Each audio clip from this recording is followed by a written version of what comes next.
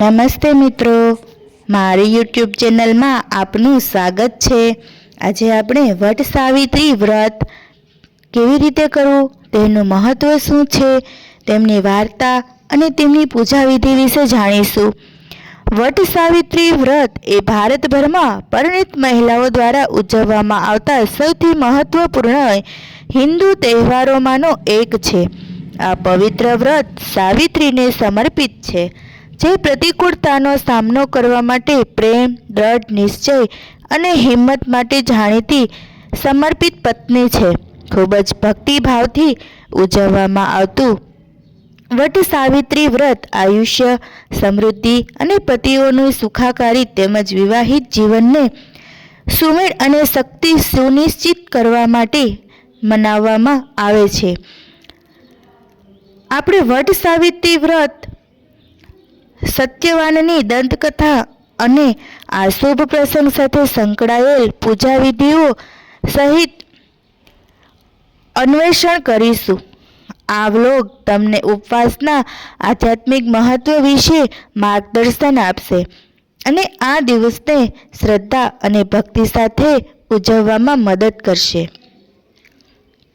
વટ સાવિત્રીનું વ્રત શુભ મુહૂર્ત શું છે? વટ સાવિત્રી વ્રત માટે શુભ મુહૂર્ત પ્રદેશ અને સ્થાનિક પંચાંગ હિન્દુ કેલેન્ડરના આધારે બદલાય છે। સૂર્યોદય પછી દિવસના સમયે પૂજા કરવી શુભ માનવામાં આવે છે, પરંતુ તમારા સ્થાનિક પંચાંગ પર ચોક્કસ મુહૂર્ત તપાસવાની અથવા જ્યોતિષી સાથે સલાહ લેવાની ભલામણ કરવામાં આવે છે। વટ સાવિત્રી વ્રતનું મહત્વ. વટ સાવિત્રી વ્રત શા માટે ઉજવવામાં આવે છે?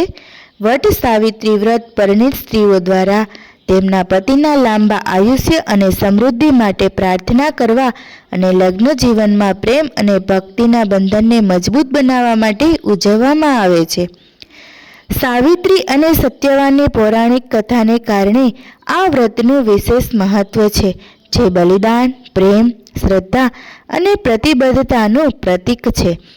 વટ સાવિત્રી વ્રતનું આધ્યાત્મિક મહત્વ શું છે?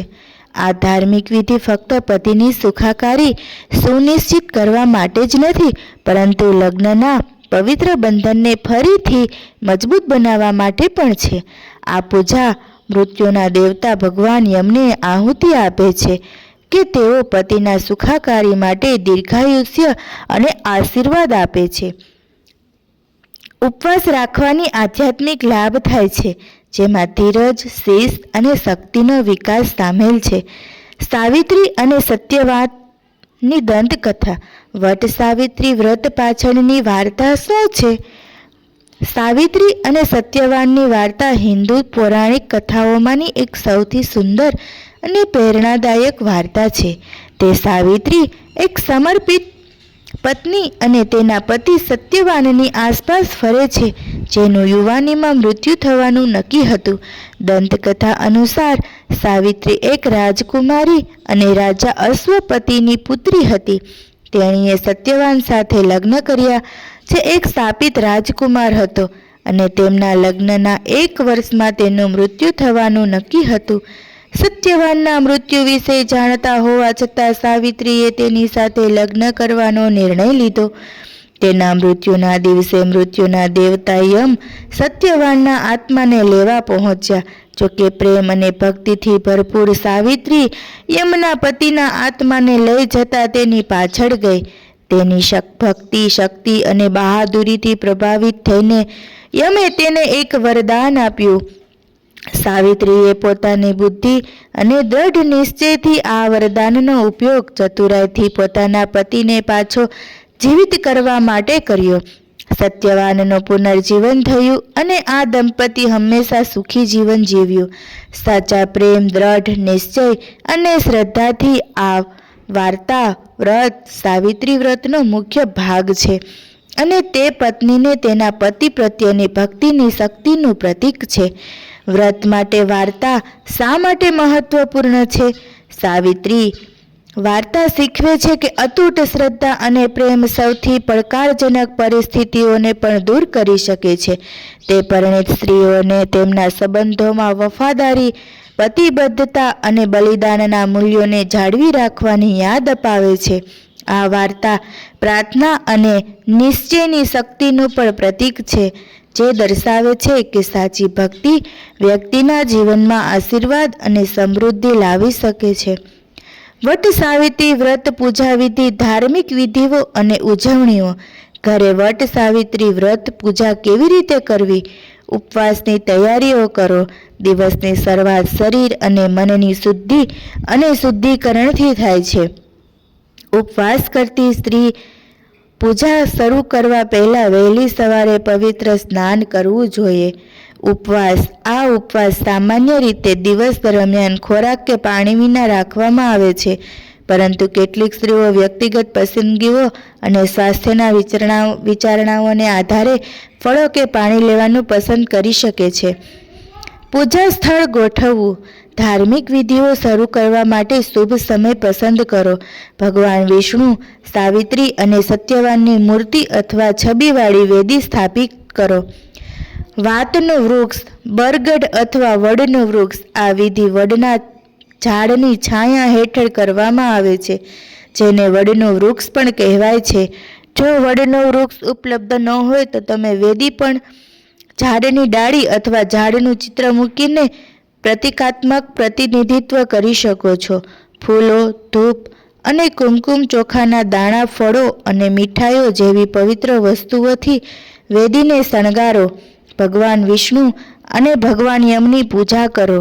ભગવાન વિષ્ણુ અને મૃત્યુના દેવતા યમને પ્રાર્થના કરો, જે પતિને લાંબુ આયુષ્ય અને સમૃદ્ધિ આપે છે તેવું માનવામાં આવે છે. ભગવાન વિષ્ણુને સમર્પિત મંત્રનો જાપ કરો. પવિત્ર પતિના સ્વાસ્થ્ય, સંપત્તિ અને લાંબા આયુષ્ય માટે તેમના આશીર્વાદ મેળવો. ભગવાન વિષ્ણુનો મંત્ર: ઓમ નમો ભગવતે વાસુદેવાય. ઓમ નમો ભગવતે વાસુદેવાય. મંત્રનો અનુવાદ એવો થાય છે કે હું બ્રહ્માંડના પાલનહાર ભગવાન વિષ્ણુને નમન કરું છું. સાવિત્રી પૂજા અને અર્પણ. હવે સાવિત્રી અને સત્યવાનને પ્રાર્થના અને ધૂપ અર્પણ કરો. સાવિત્રીનું નામ જપ કરો અને શાશ્વત પ્રેમ, શાંતિ અને સમૃદ્ધિના આશીર્વાદ માટે પ્રાર્થના કરો.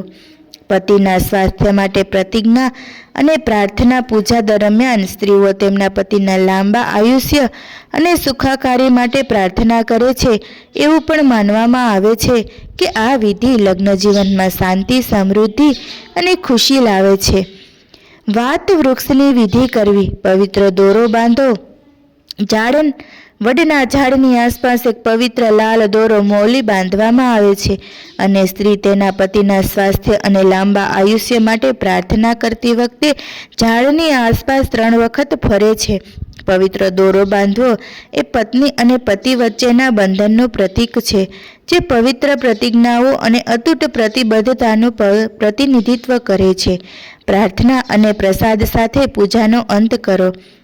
પૂજા પછી પરિવાર સભ્યો પ્રસાદ આપો, જેમાં ફળો, મીઠાઈઓ અને ખીર, ભાત અને દૂધની બનેલી પરંપરાગત મીઠાઈઓનો સમાવેશ થઈ શકે છે. કૃતજ્ઞતાથી પ્રાર્થનાઓ વાંચો અને પરિવાર માટે સમૃદ્ધ અને સુખી જીવન માટે આશીર્વાદ માંગો. વટ સાવિત્રી વ્રત પર પ્રેમ અને ભક્તિની શક્તિને સ્વીકારવી. વટ સાવિત્રી વ્રત એ લગ્ન જીવનમાં ભક્તિ, શ્રદ્ધા અને પ્રેમની શક્તિનો ઊંડો અર્થપૂર્ણ ઉજવણી છે. પૂજા વિધિઓ કરી અને સાવિત્રી અને સત્યવાનના ઉપદેશનો અપનાવીએ પરિણીત સ્ત્રીઓ તેમના પતિના લાંબા આયુષ્ય, સુખ અને સમૃદ્ધિ માટે ભગવાન વિષ્ણુ અને ભગવાન યમના આશીર્વાદ મેળવે છે. આ દિવસે આપણે સંબંધોમાં પ્રેમ, બલિદાન અને પ્રતિબદ્ધતાનું મહત્વ અને પત્નીની ભક્તિની શક્તિની યાદ અપાવે છે. તમે ઉપવાસ દ્વારા વ્રતનું પાલન કરો કે પ્રાર્થના અને પ્રસાદ વિધિઓ દ્વારા વટ સાવિત્રીનું વ્રત એ શ્રદ્ધા અને બલિદાનના મહત્વ પર ચિંતન કરવાનો અને તમારા પ્રિયજન પ્રત્યે તમારી પ્રતિબદ્ધતાઓનું નવીકરણ કરવાનો સમય છે. તો આવી રીતે આપણે વટ સાવિત્રીના વ્રતની ઉજવણી કરીશું અને વ્રતને પૂર્ણ કરીશું.